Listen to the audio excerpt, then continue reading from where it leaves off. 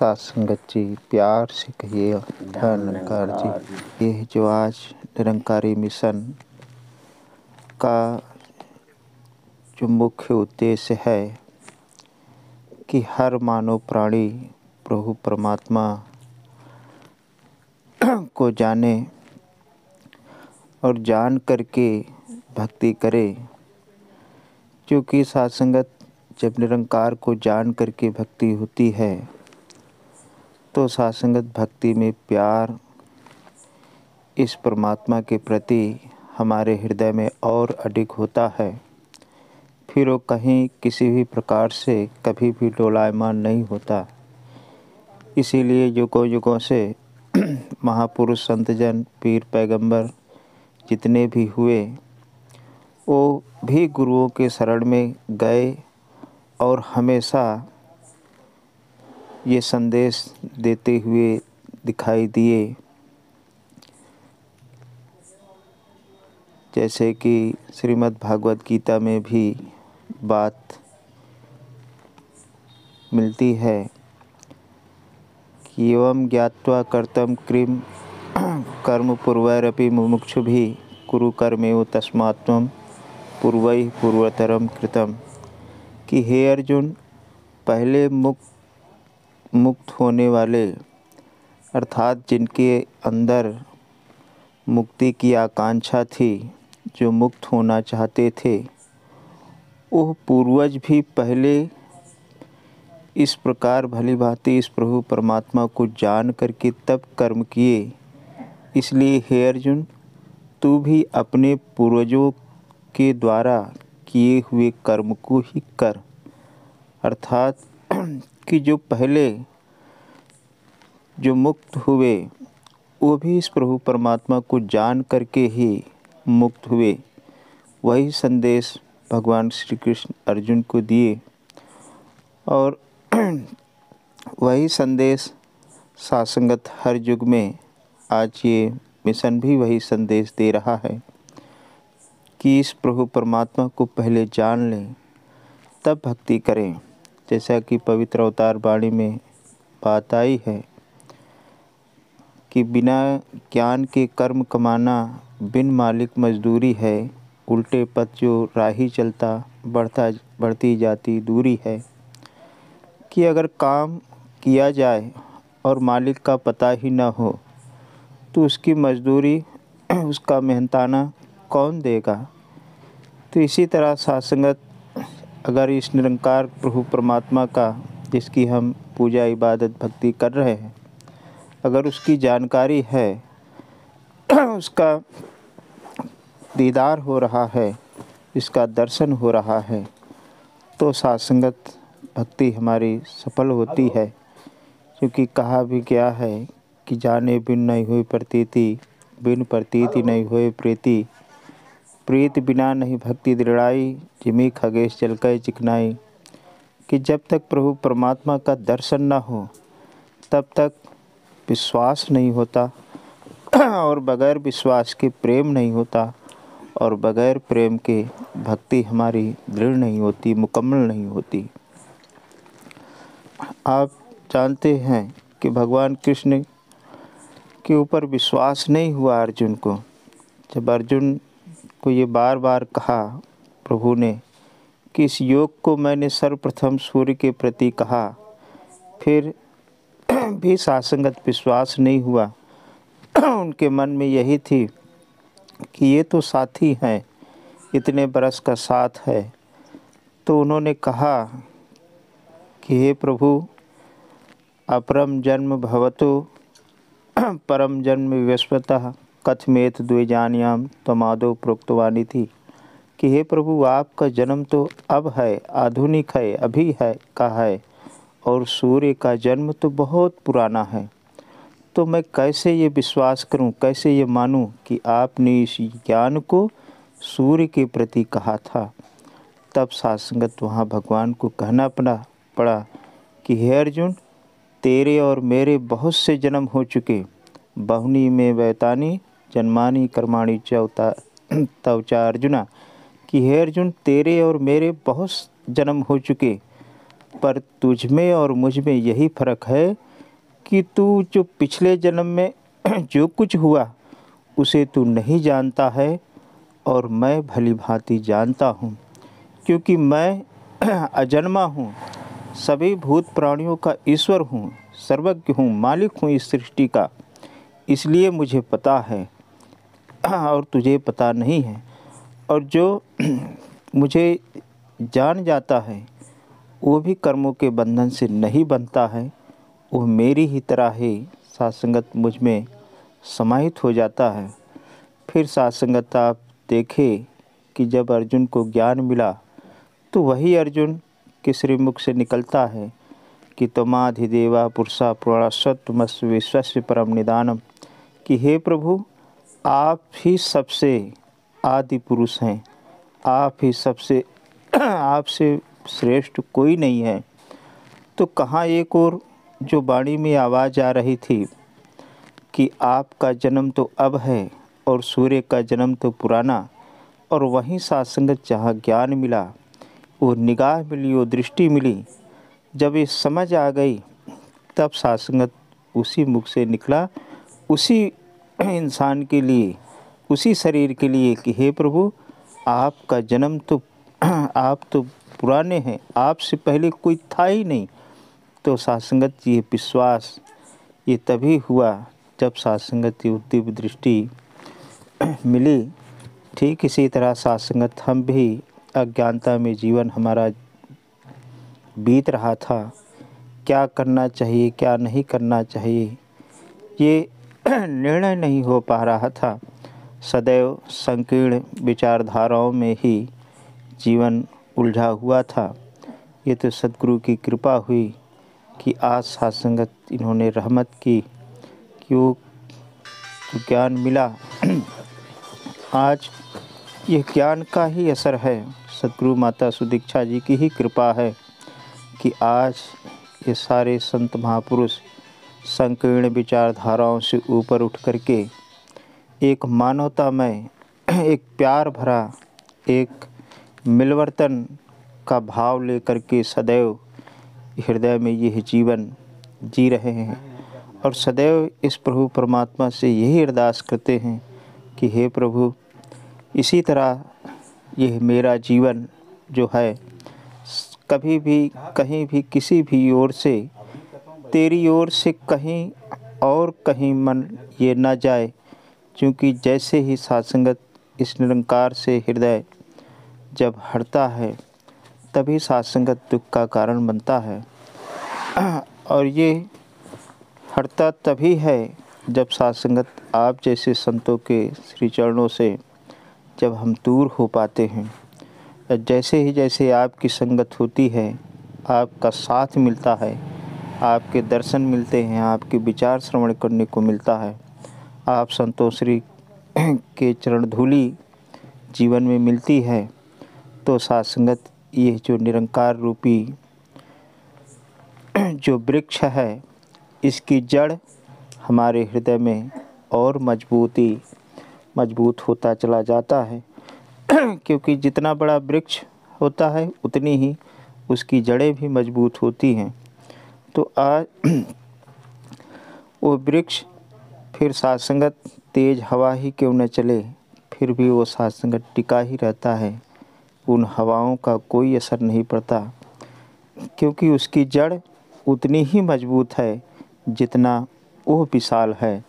ठीक इसी तरह सात्संगत जिस हृदय में जितना बड़ा ज्ञान होगा उतनी ही सात्संगत उसके हृदय में प्यार, नम्रता, सहनशीलता, दया, करुणा आदि जो दैवी गुण हैं वो अपने आप सात्संगत मजबूत होंगे। और अगर ज्ञान इस प्रभु परमात्मा का नहीं है तो सात्संगत न तो उसमें श्रद्धा होगी, न आस्था होगी, न विश्वास होगा, न प्रेम होगा, न मिलवर्तन होगा। क्योंकि जहाँ संसार बसा है हृदय में तो संसार वाली ही बात होगी, और जहाँ सात्संगत ये प्रभु परमात्मा बसा है तो वहाँ सात्संगत जोड़ने वाली बात होगी, तोड़ने वाली बात कभी नहीं होगी। क्योंकि ये निरंकार सबको जोड़ रखा है, सब में सात्संगत समाया हुआ है, कभी किसी को अपने से दूर नहीं रखा और ना ही किसी से ये नफरत कर रहा है क्योंकि अगर ये नफ़रत करता तो आज कुछ ही लोग इस संसार में जीवन जीते हुए नज़र आते। तो इससे साबित है कि वो जी रहा है तो प्रभु परमात्मा की कृपा से जी रहा है। तो जब ये बसता है तो सासंगत इस निरंकार वाला ही भाव मन में उपजेगा और जब निरंकार वाला ही भाव मन में उपजता है तो इसी को महापुरुष कहते हैं कि वननेस, एकत्व होना। सासंगत ये नहीं कि लोगों में एकता हो जाए, वननेस का भाव, एकत्व का भाव किस निराकार में एकीकार हो जाए तब सासंगत वो एकत्व वाली भावना बनती है। एकत्व वाला भाव कि जैसे ये प्रभु परमात्मा निर्मल है, स्वच्छ है, पाक है, पवित्र है, तो इसी तरह सासंगत मन भी हमारा पाक और पवित्र होता है। तो कहने का भाव कि जीवन भर सासंगत इस प्रभु परमात्मा के एहसास में जीवन जिए। इस तरह ये सोच बनी रहे कि ये प्रभु परमात्मा मुझे देख रहा है और मैं इस निर्गुण निरंकार प्रभु परमात्मा को देख रहा हूँ। जब ये भाव बनता है तब सासंगत प्रेम बनता है और ये संभव तभी हो पाता है कि मैं देख रहा हूँ, प्रभु परमात्मा मुझे देख रहा है। ये सुंदर वातावरण तभी बनता है जब सासंगत किसी सद्गुरु के शरण में जाना होता है। क्योंकि ये तो बात पूरी संसार को ये ज्ञात है, पूरा विश्व जान रहा है कि मैं प्रभु परमात्मा को देखूं या न देखूं, लेकिन प्रभु परमात्मा तो मुझे अवश्य देख रहा है, लेकिन मैं देख रहा हूं। यह बात केवल उन्हीं महापुरुषों के हिस्से में आया है जो सासंगत समय के सद्गुरु के चरणों में अपने आप को समर्पित किया। तभी सासंगत वो ये कह पाए कि राम कबीरा एक भयो मिले हैं सारंग पानी, कि प्रभु परमात्मा उनसे दूर नहीं, दूर है तो सासंगत गुरु के चरण रज की दूरी है। यूँ एक वाक्य में सीधा सीधा कहें कि उसका जीवन शुरू नहीं जिसके जीवन में गुरु नहीं, कि गुरु है तभी सासंगत जीवन की शुरुआत है, तभी इस जीवन का इस संसार में आना सार्थक होता है। तभी सासंगत यह जीवन किस तरह से जिया जाए, ये सासंगत सद्गुरु से ही मिलता है, इन महापुरुषों से ही मिलता है। इसीलिए हमारे पूर्वज भी जितने भी हुए वो सासंगत हमेशा साधु संतों महापुरुषों के संग ही अपने जीवन को बिताया। यहाँ तक कि महात्मा कबीर यह बात भी कह गए कि कबीरा संगत साधु की, जौ की भूसी खाए, खीर खाड़ पूड़ी मिले, साधु संग न जाए। कि साधु की संगत करें और बदले में जौ की भूसी की रोटी खानी पड़े तो भी साधु की संगत करें, और यदि बदले में खीर खाड़ पूड़ी मिले, असाधु संग न जाए। कि असाधु की संगत मिले और बदले में बहुत सारा व्यवस्थाएं हमारे पास उपलब्ध हों, खीर खाड़ पूड़ी मिले, कि अच्छी अच्छी चीज़ खाने को मिले, और असाधु का संग मिले जो इस प्रभु परमात्मा को हृदय में नहीं बसाया है, तो उसकी संगत नहीं करनी चाहिए। अर्थात कि कितना भी दुख क्यों ना झेलना पड़े इस जीवन में, पर संतों की संगति कभी ना छोड़ें। इसीलिए क्यों कि संतों की संगति कितना महत्वपूर्ण है। यह बात किसी महात्मा ने कहा कि 100 काम छोड़ करके खाना खाना चाहिए और 1000 काम छोड़ करके स्नान करना चाहिए और लाखों काम छोड़ करके सत्संग करना चाहिए। क्योंकि 100 काम छोड़ करके खाना अगर हम ना खाएं तो साथ संगत शरीर दुर्बल होगा, और अगर ना स्नान किया जाए तो तन मैला होगा, दुर्गंध आएगी इस तन से। लेकिन अगर सत्संग छूट जाए तो साथ संगत जीवन ही बेकार चला जाता है। फिर इस कदर इस जीवन से ओह बदबू आती है, मन कमज़ोर होता है, और इस तरह से बदबू आती है कि वो शरीर छूट जाए फिर भी साथ संगत उसके नाम से लोगों में गंध सा एहसास होता है। यही वजह तो है कि रावण के पास संत तो थे, लेकिन उस संत की बात को कभी महत्व दिया तो आज वही दुर्गंध है कि आज कोई साथ संगत अपनी बाल बच्चे जब घर में जन्म लेते हैं तो कोई नहीं कहता कि इस बालक का नाम रावण रख लो, कंस रख लो। कोई ये नहीं कहता कि नमरूद रखा जाए, फिरौन रखा जाए। हर कोई साथ संगत उन्हीं महापुरुषों का नाम चुनता है कि जो इस प्रभु परमात्मा को समर्पित होकर के सदैव अपना जीवन जिए। उन्हीं नामों को साथ संगत नकल करके रखा जाता है कि किसी का नाम मोहम्मद रखो, इस्माइल रखो, इब्राहिम रखो, राम रखा जाता है, कृष्ण रखा जाता है। क्यों? क्योंकि यह जो नाम रखेंगे उस तरह से इनके जीवन में वो गुण आ जाए, उनके जैसा जीवन जीना आ जाए। यही कारण है। तो सात्संगत सत्संग जीवन में बहुत ही सात्संगत महत्वपूर्ण है। अब हम अपने आप में विचार करें कि संगत गुरु माँ ने बख्शा है। ज्ञान देते समय भी हर महात्मा को ये ज्ञान प्रचारक जी से जिस ज्ञान को सजोने की 3 युक्ति बताई जाती है कि सेवा, सुमिरन, संगत। अब हमें ये ध्यान देना है कि सुमिरन हमारा किस तरह से हो रहा है, सेवा हम कर रहे हैं, और सत्संग सत्संगत, ये दोनों सेवा और सुमिरन की जननी है ये सत्संग। और जब हम सत्संग ही सत्संगत हमारा सही नहीं रहेगा तो सत्संगत सेवा भी और सुमिरन भी क्या होगा। कहते हैं कि हर चीज़ का समय होता है। अगर किसान समय पर खेती में बुआई न करे तो फिर समय आने पर क्या काटेगा। इसी तरह सत्संगत सत्संग का जो समय है, चाहे वो 12 से 2 बजे तक हो कहीं पर, या कहीं पर 10 से 12 बजे तक के हो, तो जहाँ जिस क्षेत्र का जो समय है निर्धारित हो, तो सत्संगत हम निश्चित समय पर पहुँच करके सत्संग का लाभ लें। ये न कभी सोचे कि कभी अभी तो महापुरुष आए ही नहीं होंगे, अभी तो शुरू ही नहीं हुआ होगा। सत्संगत जिस दिन हम जीवन में ये विचार बना लेंगे कि हम सत्संग में पहुँचे और शुरू से ही अवतार वाणी से लेकर के धुनी तक के मुझे सुनना है, तो पूरे सत्संग में लाभ सत्संगत बैठ कर के एकचित होकर के श्रवण करना शुरू कर दें।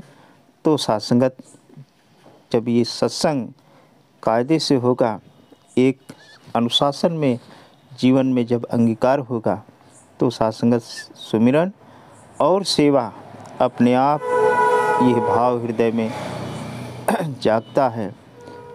क्योंकि संतों की संगति तो आज बड़ी सुलभ है कि हर किसी महात्मा को हर गांव में, हर कस्बे में, हर शहर में ये सत्संगत सद्गुरु की कृपा है कि मिल रहा है। तो ऐसे युग में सत्संगत हम जीवन जी रहे हैं, तो क्यों सत्संगत इस अवसर को खोएं। एक दौर वो था, एक समय था कि सत्संग कहीं कहीं पर होता था। श्री रामचरितमानस से ये मिलता है प्रमाण कि एक बार त्रेता युग माही शंभु गए कुंभज ऋषि पाही, कि कहाँ कैलाश पर्वत से भगवान शिव को आना पड़ता था मुनि अगस्त्य जी के पास। इतनी दूर, कितना फासला है। लेकिन आज हमारी ये हालात है कि घर के पास ही सत्संगत सत्संग मिल रहा है।